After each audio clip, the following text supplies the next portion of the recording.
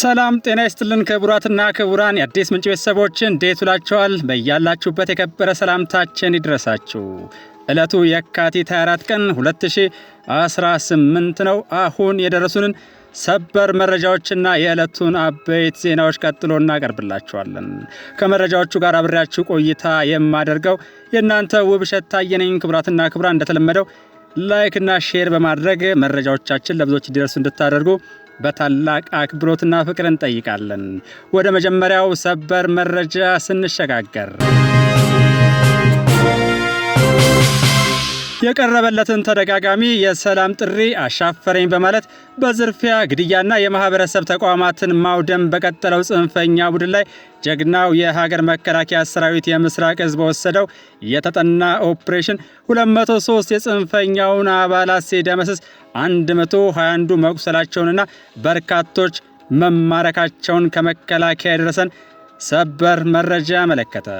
ምስራቅ እዝ ከመከላከያ ክፍሎች ጋር የተኩስ ቅንጅት በመፍጠር በተለያዩ የግዳጅ ቀጠናዎች ባካሄደው የተጠና ኦፕሬሽን ነው እነዚህ የጽንፈኛ አባላት ሞት፣ ቁስለኛና ምርኮኛ የሆኑ። ምስራቅ እዝ በተሰማራባቸው በሰሜን ጎጃም፣ በምዕራብ ጎጃም፣ በአዊ ብሔረሰብ አስተዳደርና ማዕከላዊ ጎንደር አዋሳኝ ቀጠናዎች 135 ጽንፍ ይዘው ሲዋጉ የነበሩ ሲደመሰሱ 68 የሚሆኑት በደረሰባቸው ምት ቆስለዋል። በስምሪቱ 46 ኤኬም ክላሽንኮቭ፣ 43 የቃታ መሳሪያ፣ 1 ፒኬም መትረየስ፣ 1 ስናይፐር፣ 5 ቦምብና ተተኳሾች በቁጥጥር ስር ውለዋል። ሰራዊታችን ሰሞኑን በዳንግላ ዙሪያ፣ ጭሮ ፋክታ፣ ደብረ ወርቅ፣ ድማማን ገረብ፣ በዋዝና ደብረ ዘይት አቅጣጫ በተደረገ ስምሪት ደግሞ 50 ጽንፈኞች ሲደመሰሱ 39 ደግሞ ቆስለዋል። በሰከላ ወረዳ ሱርባ ቀበሌ የተሰማራው ኃይል ባደረገው የተጠና ኦፕሬሽን ደግሞ 47ቱ ጽንፈኞች ከጥቅም ውጪ ሲሆኑ 14ቱ ቆስለዋል። በማዕከላዊ ጎንደር አለፋ ወረዳ ሻውራ ከተማ አቅራቢያ በተወሰደው እርምጃ 38 የጥፋት ኃይሎች ሲደመሰሱ 15 ቆስለዋል። ጀግና የሀገር መከላከያ ሰራዊት ባልተሰማራባቸውና ራቅ ያለ ቀበሌዎች እየተንጎማለለ ህዝብን እየዘረፈ ሲያስጨንቅ የነበረው ታጣቂ ቡድን በደረሰበት ክፉኛ ሙት ተዝረክርኮ ሞትና ቁስለኛ ሆኗል። ኢትዮጵያን ለማተራመስ ከውጭ የተሰጠውን ተተኳሽ ያለ የሌላ አቅሙን ተጠቅሞ ለማሳለፍ ያደረገው ጥረት አባድራ ላይ በደረሰበት ክፉኛ ምት ከንቱ ሆኖበት መበታተኑንም የደረሰን ሰበር መረጃ ያመለክታል። ጽንፈኛው ቡድን በተጠቀሱ ቀበሌዎች ሰርጎ በመግባት ለሶሻል ሚዲያ የሚሆን ፎቶ ለመነሳት ያደረገው ጥረት በጀግና የሀገር መከላከያ ሰራዊታችን አድራሻው ከመሬት በታች ሊሆን ተገዷል።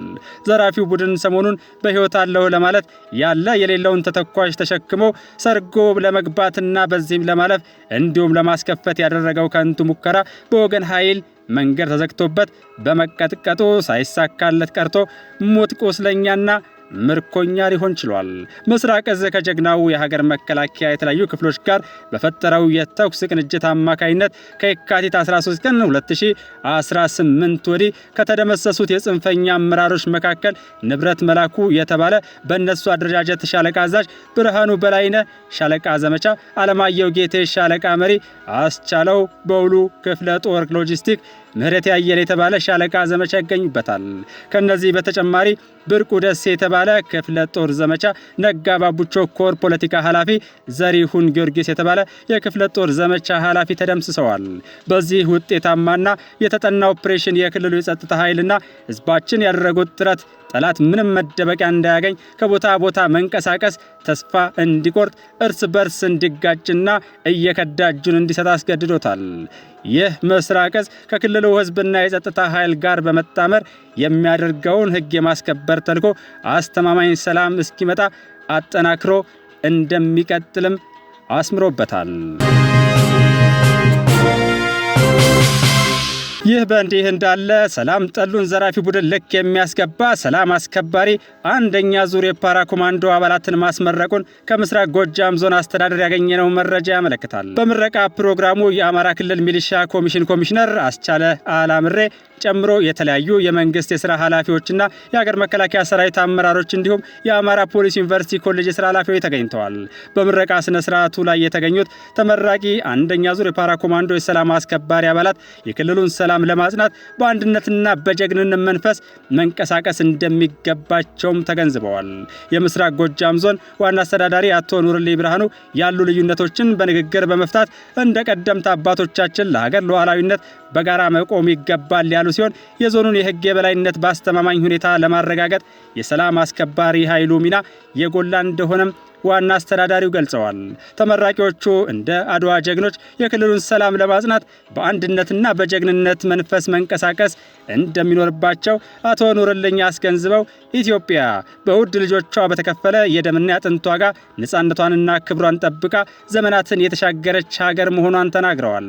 የሀገራችንን ብሔራዊ ጥቅም በማስጠበቅ የአባቶቻችንን ታሪክ ማስቀጠል የዚህ ትውልድ ታሪካዊ ኃላፊነት መሆኑን ዋና አስተዳዳሪው ገልጸው ወቅቱ የኢትዮጵያን አንድነት የማይመኙ የውስጥና የውጭ ጠላቶች ሀገር ለማፍረስ እንቅልፍ አጥተው እየሰሩ ያሉበት ነው ብለዋል።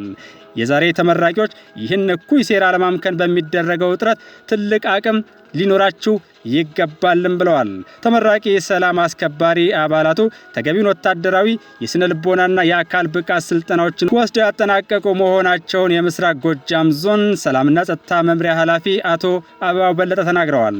የዕለቱ ተመራቂዎች በዓላማ ጽናት፣ በታማኝነትና ቁርጠኝነት ህብረተሰቡን ለማገልገል መዘጋጀታቸውንም ቃል ገብተዋል። በጥንታዊ የአድዋ ጀግኖች የተከበረችው ኢትዮጵያ አሁን ለወደብ ጥያቄዋ የታሪክ ፍርድ እየጠበቀች ትገኛለች ሲሉ የአማራ ክልል የጥንታዊ ጀግኖች አርበኞች ማህበር ፕሬዝዳንት የሆኑት አቶ ዳኝነት አያሌው ገለጹ።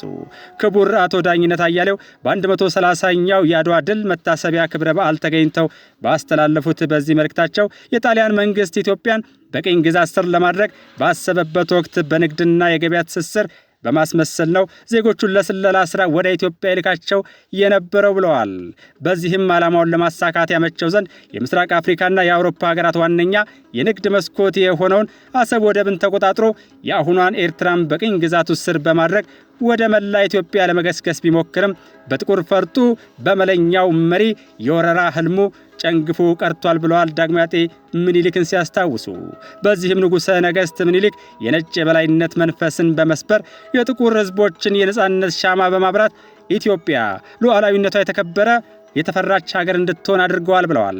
ከዚህ በኋላ የኢትዮጵያ በአድዋ ድል ማግስት የዲፕሎማሲ ማዕከል በመሆኗ በርካታ ሀገራት ኤምባሲዎቻቸውን እንዲከፍቱ ማድረጓን የጠቀሱት አባት አርበኛው በዘመነ ኢህአዴግ ግን የታሪክ ስብራት፣ የታሪክ ስህተት ተፈጽመዋል ብለዋል።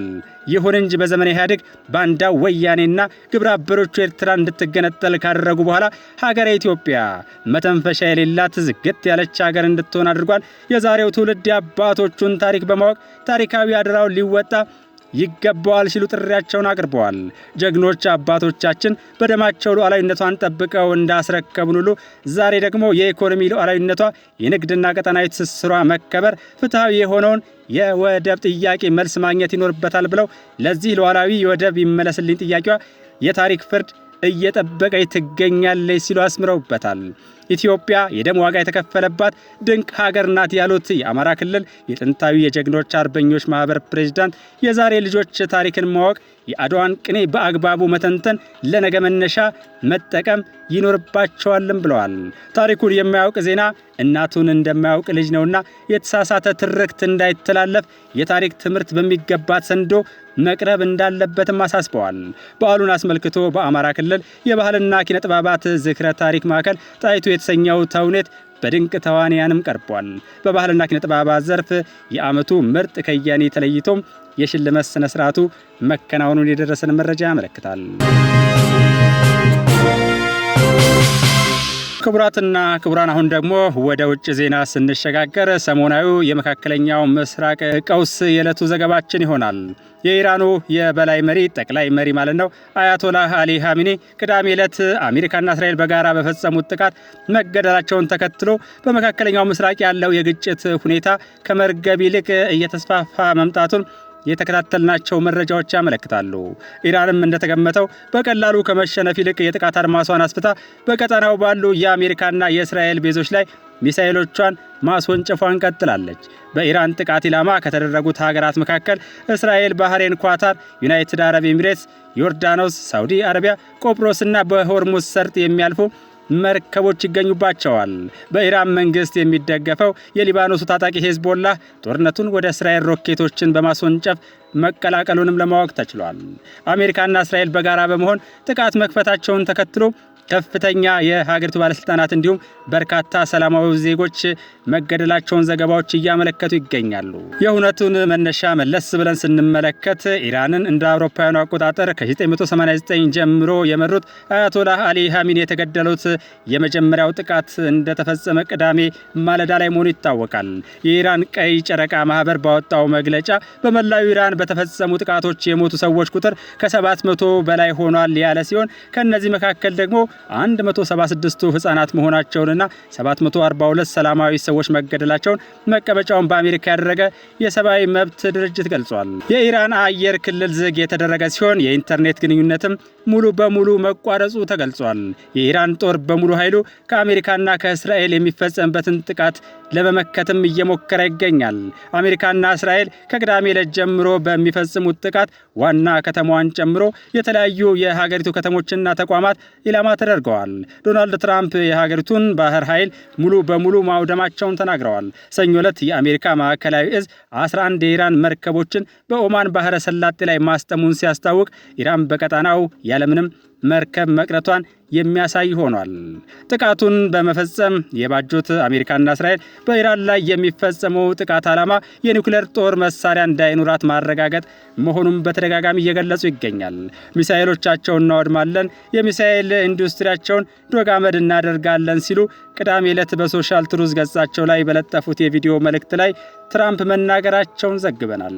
ትራምፕ የኢራን የጦር ኃይሎች መሳሪያዎቻቸውን የሚፈቱ ከሆነ ሙሉ የደህንነት ዋስትና እንደሚያገኙ ያለበለዚያ ግን የሞት ጽዋ እንደሚጋፈጡ ቢያስጠነቅቁም ነገሩ ወደ ተራዘመ ጦርነት እያመራ ነው የሚል ስጋት ፈጥሯል። ትራምፕ የኢራን ሕዝብ የሀገሪቱን ስርዓት ከመንበሩ ለማውረድ እንዲንቀሳቀስም ጥሪ አድርገው እንደነበር ይታወሳል። እኛ ስንጨርስ መንግስትን ከስልጣን አውርደህ ተቆጣጠር፣ ያንም ማድረግ ያንተ ድርሻ ነው።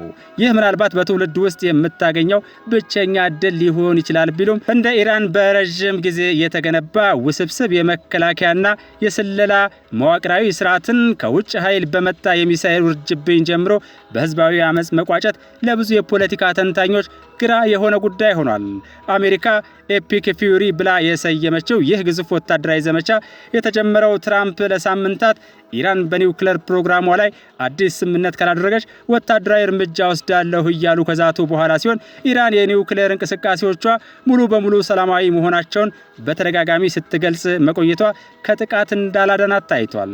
ኢራን የአሜሪካና የእስራኤልን ጥቃቶች ያለምንም ትንኮሳ የተደረጉ ህገወጥና ተቀባይነት የሌላቸው ስትል የኮነነ ሲሆን በምላሹ በቀጠናው ውስጥ በሚገኙ የአሜሪካ ጦር ሰፈሮች ላይ ሰፊ ጥቃቶችን መፈጸሟን ቀጥላለች። ኢራን ከአሜሪካ ጋር ግንኙነት ባላቸው በርካታ የመካከለኛው ምስራቅ ሀገራት በቆጵሮስ የብሪታንያ ወታደራዊ ሰፈርና ከኢራን የባህር ዳርቻ መርከቦች ጋር ግንኙነት ባላቸው እስራኤል ላይ የባለስቲክ ሚሳኤሎችንና ድሮኖችን አስወንጭፋለች። የአብዮታዊው ዘብ በቴል አቪቭ እንዲሁም በሌሎች ቦታዎች የእስራኤልን መንግስትና ወታደራዊ ቦታዎችን ኢላማ እንዳደረገ ገልጿል። ይህን ጥቃት ተከትሎ በእስራኤል በቤት ሼሜሽ በሚገኝ የመኖሪያ አካባቢ 9 ሰዎች መሞታቸውም ይፋ ሆኗል። የአሜሪካ ወታደራዊ ሰፈሮች መገኛ የሆኑት ኳታር፣ ባህሬን፣ ዮርዳኖስ፣ የተባበሩት አረብ ኤሚሬትስና ኩዌት ኢላማ ሆነዋል። ኦማንና ሳውዲ አረቢያም ከኢራን ጥቃት አላመለጡም። የአሜሪካ የውጭ ጉዳይ ሚኒስቴር ዜጎቹ በመካከለኛው ምስራቅ ከሚገኙ 14 ሀገራት በአስቸኳይ ለቀው እንዲወጡ አዟል። የሀገሪቱ የቆንስላ ጉዳዮች ረዳት ሚኒስትር የሆኑት ሞራ ናምዳር በመስሪያ ቤታቸው የማህበራዊ ሚዲያ ገጾች ላይ ባሰፈሩ መልእክት አሜሪካውያን ሊያጋጥሙ በሚችሉ ከባድ አደጋዎች ምክንያት ከ14ቱ ሀገራት ያሉ የትራንስፖርት አማራጮችን ሁሉ በመጠቀም አሁኑኑ በአስቸኳይ ለቀው ይውጡ ሲሉ አሳስበዋል። የአሜሪካ ዜጎች በአስቸኳይ ለቀው እንዲወጡ የታዘዙባቸው ሀገራት ባህሬን፣ ግብጽ፣ ኢራን፣ ኢራቅ፣ እስራኤል፣ የፍልስጤም ግዛቶች ዮርዳኖስ፣ ኩዌት፣ ሊባኖስ፣ ኦማን፣ ኳታር፣ ሳውዲ አረቢያ፣ ሶሪያ፣ የተባበሩት አረብ ኤሚሬትስና የመን ይገኙባቸዋል። በኩዌት የሚገኘው የአሜሪካ ኤምባሲ ከማክሰኞ ጀምሮ ዝግ መሆኑም ታውቋል። ይህ በእንዲህ እንዳለ በመካከለኛው ምስራቅ ያለው አለመረጋጋት በዓለም ኢኮኖሚ ላይ ከአሁኑ ተጽዕኖ ማሳደር መጀመሩን ዘገባዎች እያመለከቱ ይገኛል። በተለይም የባህረ ሰላጤውን ወሳኝ የነዳጅ ኢንዱስትሪዎች በዚህ ግጭት ኢላማ ከሆኑ ዘርፎች መካከል አንዱ ሆኗል። የኳታር የመንግስት የኤነርጂ ድርጅት በኢራን ጥቃት ምክንያት የተፈጥሮ ጋዝ ምርቱን ማቆሙን አስታውቋል። ይህም ሰኞ ዕለት በጋዝ ዋጋ ላይ በ50 በመቶ ጭማሪ አስከትሏል። የኢራን ድሮኖች በሳውዲ አረቢያ በሚገኘው የራስ ተኑራ የነዳጅ ማጣሪያ ላይ ጥቃት በመሰንዘራቸው በከፊል መዘጋቱን የሀገሪቱ የኤነርጂ ሚኒስቴር ሰኞ ዕለት አስታውቋል። ኢራን መርከቦች በሆርሙዝ በኩል እንዲያልፉ አስጠንቅቃለች። ይህም በዓለም ላይ 20 በመቶ የሚሆነው የነዳጅና የጋዝ ምርት የሚጓጓዝበት ዋና መተላለፊያ ነው። የነዳጅና የጋዝ ዋጋ ጨምሯል። ባለፈው ቅዳሜና እሁድ ቢያንስ 3 መርከቦች በሆርሙዝ ሰርጥ አቅራቢያ ጥቃት ከተፈጸመባቸው በኋላ ዓለም አቀፉ የድፍድፍ ነዳጅ ዋጋ ለአጭር ጊዜ በአንድ በርሜል $82 ደርሷል። ጦርነቱ ለምን ያህል ጊዜ ይቆያል የሚለውም እንደዚሁ አነጋጋሪነቱ ቀጥሏል። ትራምፕ ቅዳሜ ዕለት በኢራን ላይ የሚሰነዝሩት ጥቃቶች ለሳምንታት ወይም አስፈላጊ እስከሆነ ድረስ ያለማቋረጥ ይቀጥላሉ ብለዋል። ከዚያን ጊዜ በኋላ ደግሞ ጦርነቱ ረዘም ላለ ጊዜ ሊካሄድ እንደሚችል ወደ መጠቆም ገብተዋል። የአሜሪካው ፕሬዝዳንት ሁርለል የኒውዮርክ ታይምስ እንደተናገሩት አሜሪካና እስራኤል ከ4 እስከ 5 ሳምንታት በተመሳሳይ ስልት ማጥቃታቸውን መቀጠል ይችላሉ ብለዋል። ሰኞ ዕለት ደግሞ በዋይት ሃውስ ንግግር ሲያደርጉ ከመጀመሪያው ጀምሮ ከ4 እስከ 5 ሳምንታት ገምተናል፣ ነገር ግን ከዚያ በላይ ረዘም ላለ ጊዜ የሚካሄድ ከሆነም አቅሙ አለም ብለዋል። አሜሪካ ከተነበየችው ጊዜ በከፍተኛ ደረጃ ቀድማለች ሲሉም አከል ለማድረግ ሞክረዋል። ትራምፕ በኋላ ላይ እንዳሉት አሜሪካ ረዘም ላለ ጦርነት የምታካሄድበትን አቅም ያከማቸች ሲሆን ይህም ካሁኑ መጀመሩን አሳይተዋል። የእስራኤሉ ጠቅላይ ሚኒስትር ቤንያሚን ኔታንያሁ በበኩላቸው ቅዳሜ ዕለት ይህ ዘመቻ አስፈላጊ እስከሆነ ድረስ ይቀጥላል ብለዋል። ክቡራትና ክቡራን በዚህ ዙሪያ የሚወጡ አዳዲስ መረጃዎችን እየተከታተልን ማጋራታችን እንደምንቀጥል መግለጽ እንወዳለን። ክቡራን ወገኖቼ አገርን ከጥቃት መከላከል የኩራት ሁሉ ምንጭ ነው። አገርን ለማስከበር በአንድነት መቆምና በሉዓላዊነት ላይ የተሰነዘረ ጥቃትን መመከት አርበኝነት ነው። እኛ የአባቶቻችን ልጆች ነን። አባቶቻችን ታጥቀው በአርበኝነት ከተዋደቁት በተጨማሪ ያልታጠቁና በእጃቸው መጽሐፍ ቅዱስ ይዘው ጠላትን እምቢ በማለት ግንባራቸው ለጥይት የሰጡ እንደና አቡነ ጴጥሮስ ያሉ አርበኛ የሃይማኖት አባት ልጆች ነን።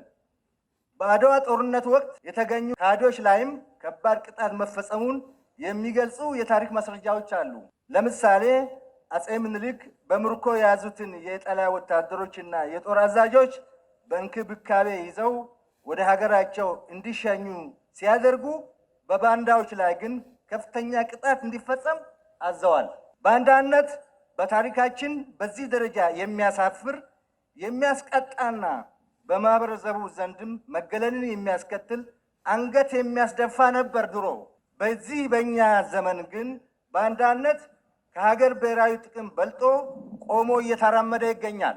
ለጠላት ተቀጥሮ መስራት ነውርነቱ ጠፍቷል። ታሪካዊ ጠላቶቻችን በቀጥታ ጦርነት ገጥመው እንደማያሸንፉን ስለተረዱ ባንዳዎችን ቀጥረው የገዛ ሀገራቸውን እንደወጉላቸው አድርገዋል። አንድ ላይ ስንቆም እንደማንበገር በአድዋ ጦርነት ካስመዘገብነው ድልና በተከታታይ በወረራ ምከታ ታሪካችን ያከናነምናቸውን ሽንፈት ስለተገነዘቡ ራሳቸው አይመጡም። ሰበብ እየፈጠረ መሸፈት ለፈለገ የውስጣችን እንክርዳድ ግን የሚዲያ ፕላትፎርም እየፈጠሩ እያስታጠቁና ገንዘብ እየከፈሉ እርስ በርሳችን ሊያባሉን ተግተው እየሰሩ ይገኛሉ። ባለሀብት ነን የሚሉ ኢትዮጵያዊ ደላላዎችን እየላኩ ጸረ ኢትዮጵያ እንዲደልሉ ያሰማራሉ። ሰላማችንን የማደፍረስና አገር የማፍረስ ተልዕኮ አንግበው ቢንቀሳቀሱም ውስጣዊ አንድነቱ እንደ አድዋ ዘመን አርበኞች የጠነከረው በዘመናዊ ትጥቅና አደረጃጀት የተገነባውና እየተገነባ ያለውን የኢትዮጵያ መከላከያ ሰራዊት መነቅነቅ አልቻሉም። ሰራዊታችን ጠላት የገባበት እየገባ በመቅጣት የላኪና የተላላኪን ህልም እያመከነ መጥቷል። ኢትዮጵያን እናፈራርሳለን ብለው ብዙ ቀጠሮ ቢዙላትም አገራችን ከመፍረስ ይልቅ ከፍታዋ እየጨመረ ይገኛል። በዚህም ጠላቶቻችን እና ተላላኪዎች ባንዳዎች በጣም ተናደዋል። ክቡራትና ክቡራን አድማጭ ተመልካቾቻችን እስካሁን ለነበረን ቆይታ ከልብ እናመሰግናለን። ሁላችሁም ከመውጣታችሁ በፊት እንደተለመደው ላይክና ሼር በማድረግ መረጃዎቻችን ለብዙዎች እንዲደርሱ እንድታደርጉ በአክብሮት እንጠይቃለን። በተጨማሪም ከስር በሚታይ የኢትዮጵያ ንግድ ባንክ ቁጥር አዲስ ምንጭ ሚዲያን በማበረታታት ያስተማማኝ ወቅታዊ የተጣሩና የተመዘኑ መረጃዎች የሚቀርቡባትን ሚዲያችንን ይደግፉ፣ ያሳድጉ ስንል የአክብሮት ጥሪያችንን እናቀርባለን። የአዲስ ምንጭ የምን ጊዜ መልእክታችን ሰላም ለኢትዮጵያ የሚል ነው። ሰላም ለኢትዮጵያውያን፣ ሰላም ይሁን።